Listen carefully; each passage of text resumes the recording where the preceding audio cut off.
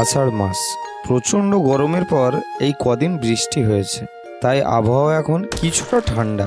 কিন্তু দুদিন আগে যে বৃষ্টিটা খুব হয়ে গেল, সেই আকাশ ভাঙা বৃষ্টিতে পাঁচকুড়িদের ডোবাটায় মাছ ধরতে গিয়েছিল মতিবুড়ি। কিন্তু সেই বৃষ্টিতে ভিজে তার এমনই জ্বর হলো যে আজ দুদিন সে বিছানায় পড়ে উঠতেও পারে না বিছানা ছেড়ে, আর তাই রান্নাও করতে পারে না। দুদিন সে না খেয়ে আছে এক ছেলে আর ছেলের বউ, কিন্তু এই অভাগা মায়ের দিকে তারা ফিরেও তাকায় না। উহ বাবা গো, হাত পা কি ব্যথা করছে। তবে জ্বরটা মনে হয় আগের থেকে একটু কমেছে। দুদিন পেটে কিচ্ছু পড়েনি। আজ কি কিছু রান্না করতে পারবো কি জানি। দেখি বাইরেটা গিয়ে, কত বেলা হলো। মতিবুড়ি টলতে টলতে বাইরে এসে বসলো বাইরের দাওয়ায়।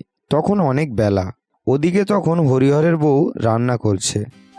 না, ভালোই বেলা হয়েছে দেখছি। ঘুম ভাঙতে বড্ড বেলা হয়ে গেল।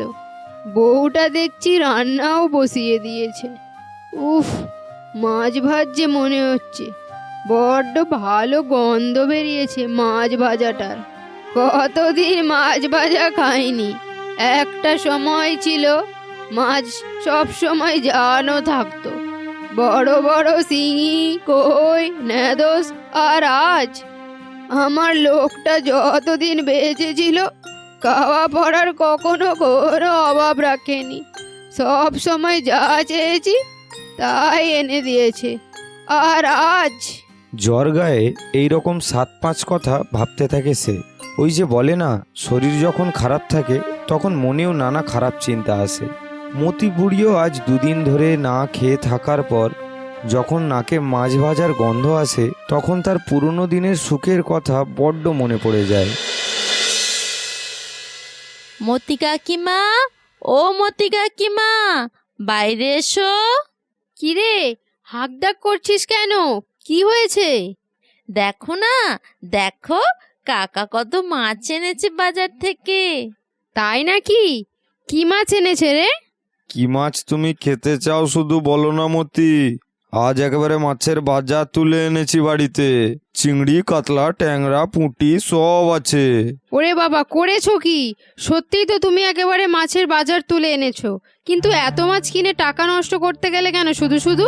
আরে অমন কত টাকা আসবে যাবে, কিন্তু ওরই মধ্যে শখগুলোও তো পূরণ করতে হবে নাকি? কি আর এমন এনেছি? খাসির মাংস তো আর আনিনি, একটু মাছই তো এনেছি। আজ মালিক কাজে খুশি হয়ে বকশিস দিল, বুঝলে? তাই বাড়ি ফিরতে ফিরতে ভাবছিলাম কি আনবো। আর তারপর বাজারের উপর দিয়ে আসছিলাম যখন, তখন মাছগুলো চোখে পড়লো, কিনে নিলাম। বলি বউটা তো মাছ খেতে ভালোবাসে, নিয়ে নি, সে খুশি হবে। হাতে তোমার দুটো টাকা এলে তো হাত তো চুলকায়। আরে রাগ করো না, মাছগুলো বেছে ফেলো সন্ধে থাকতে থাকতে, বেশি রাত করো না। রাত দুপুরে একটা ভালো কাজ এনে দিলে বটে, এবার মশার কামড় খেতে খেতে মাছ বাছি। কই রে বা, যা তোর মাকে গিয়ে ডাক দিকিনি, দুজনে মিলে ঘাটে গিয়ে মাছটা বেচে ফেলি। তবে বলে দিলাম, এই রাত্রেবেলা আর কখনো মাছ আনবে না, আমি বাঁচতে পারবো না। অমন রাগ করছো কেন? একদিন দেখবে চাইলেও মাছ পাবে না। তুমি তো আছো, নিশ্চয়ই চাইলেই পাবো। আমি কি আর সারা জীবন থাকবো? অমন কথা বলো না। টুসু আর ভাদু, মতির দুই নাতনি, তারা আসে না ঠাকুমার কাছে, তারা মায়ের কাছেই থাকে সব সময়। তারা নিজেরা খেলা করে আর মাকে জ্বালাতন করে। তাদের ওই হই হই শব্দতেই বুড়ির ধ্যান ভাঙল। দেখো না মা, বোন খালি আমায় মারছে। আমি প্রথমে মারিনি মা, দিদি আমাকে প্রথম মেরেছে। আর তুই যে আমায় খালি যা তা কথাগুলো বলছিলিস তার বেলা। বেশ করেছি। তোর আবার বিয়ে হবে নাকি? তোকে কেউ কখনো বিয়ে করবে না, দেখিস। আর যদি কেউ বিয়েও করে, তাহলে দেখবি তাকে প্যাঁচার মতো দেখতে হবে। একটা বুড়ো বর হবে তোর। ঠিক হবে, দেখবি। মা, দেখেছো তো কেমন বললো? আয় মা, আয় এদিকে আমার কাছে এসে বসতো দেখি। কই, কি বলছে কি টুসু? এত সুন্দর সোনার প্রতিমা মেয়েটার আমার বিয়ে হবে না বলছে? এই গোটা গ্রামে আমার মেয়ের মতো মেয়ে আছে নাকি? সেদিন তো ওপাড়ার পারুল খুড়িমাও বলছিল তোমার মেয়েটার সাথে আমার ছেলের বিয়ে দেবে গো। তোমার মেয়েটাকে আমার খুব পছন্দ হয়েছে, মাথায় তুলে রাজরানী করে রাখবে ওরা। আমি বলি, না বাপু না, সে তুমি যাই বলো, আমি এক পাড়ার মধ্যে মেয়ের বিয়ে দেব না, আমি শহরের ছেলে দেখে মেয়ের বিয়ে দেব। আমরাও তবু মাঝে মাঝে ঘুরতে যেতে পারবো শহরে। শহরে বিয়ে হবে না ছাই, তো দুবাই বিয়ে হবে। টুসুর বিয়ে হবে, ভাদুরও একদিন বিয়ে হবে। আচ্ছা, মতি বুড়িরও তো একদিন বিয়ে হয়েছিল। পূর্ণ যৌবন নিয়ে সে এসেছিল এ বাড়িতে। তখন কি সে জানতো তার জীবনেও এরকম করুণ অসহায় এক বার্ধক্য আসবে, হারাবে সে তার প্রিয় মানুষদের? জানতো না। তাই এই বার্ধক্যে এসে তার মনে পড়ে যায় বিয়ের প্রথম দিনের কথা। এসো মা, ঘরে এসো, আমার ঘর আলো করে থাকো। ও, বউয়ের মুখ দেখো, যেন লক্ষ্মী প্রতিমা। বউয়ের যেমন রং তেমনি রূপ। আসো মা, এই দুধে আলতায় পা ডুবিয়ে এই সাদা শাড়িটার উপর দিয়ে আসো।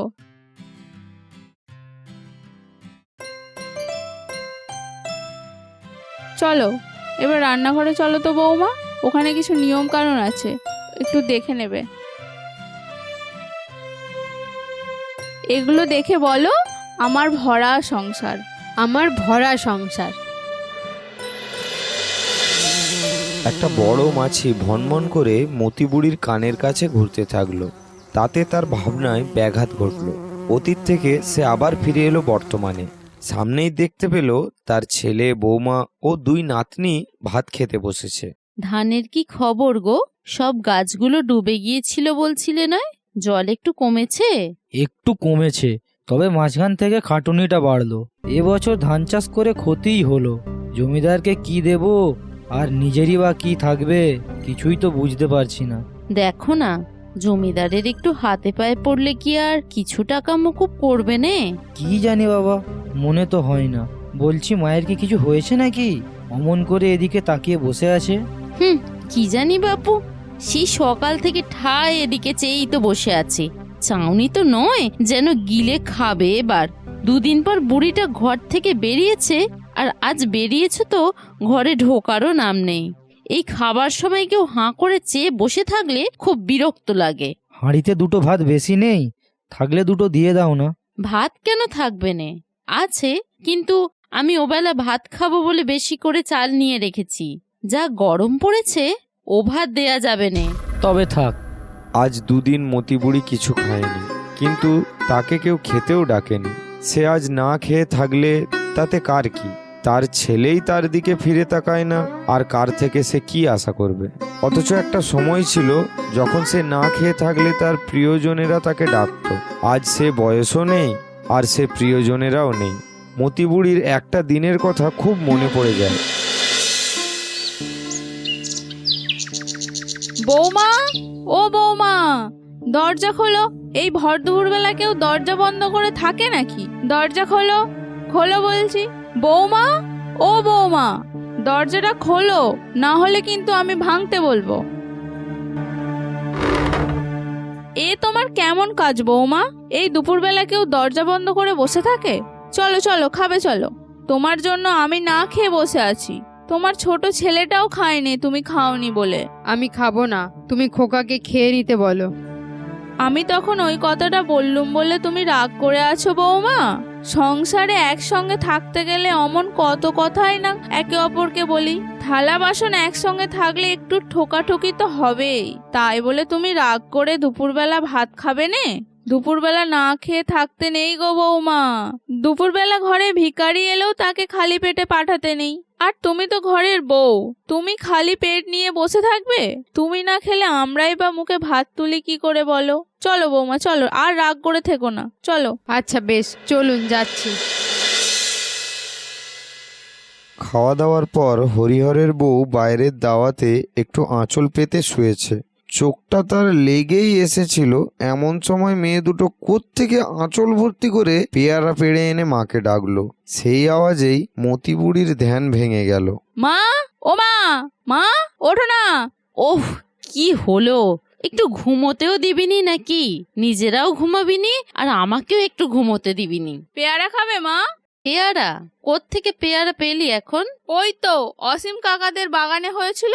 চুরি করে এনেছিস তাই তো? না না, দেখতে পেলেও কেউ কিছু বলতো না। ওরা খায়নি গো, মাটিতে পড়ে নষ্ট হয়। যা, তবে রান্নাঘর থেকে একটু নুন আর লঙ্কা গুঁড়ো নিয়ে আয়, মাখিয়ে খাবো। দাঁড়া দিদি, আমি যাচ্ছি। দেখিস সব যেন আবার ফেলে ছড়াসনি। মতি বুড়িও পেয়ারা খেতে খুব ভালোবাসে। ছোটবেলায় সেও লোকের গাছে গাছে পেয়ারা চুরি করে বেড়াতো। তারাও খেয়েছে অনেকবার। বুড়ি ভাবে সে দিনগুলো কত সুন্দর ছিল।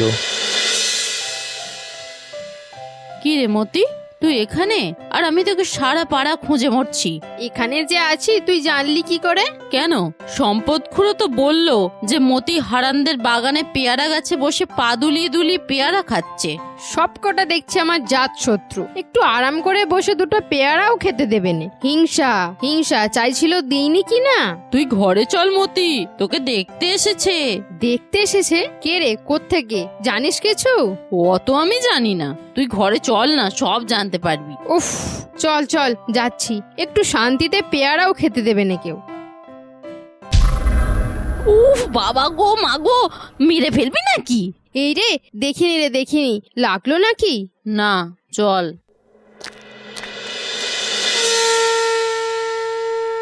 সন্ধ্যা হয়ে গেছে। উঠোনে সন্ধে দিচ্ছে হরিহরের বউ। শাঁখের আওয়াজে ধ্যান ভাঙলো মতি বুড়ির।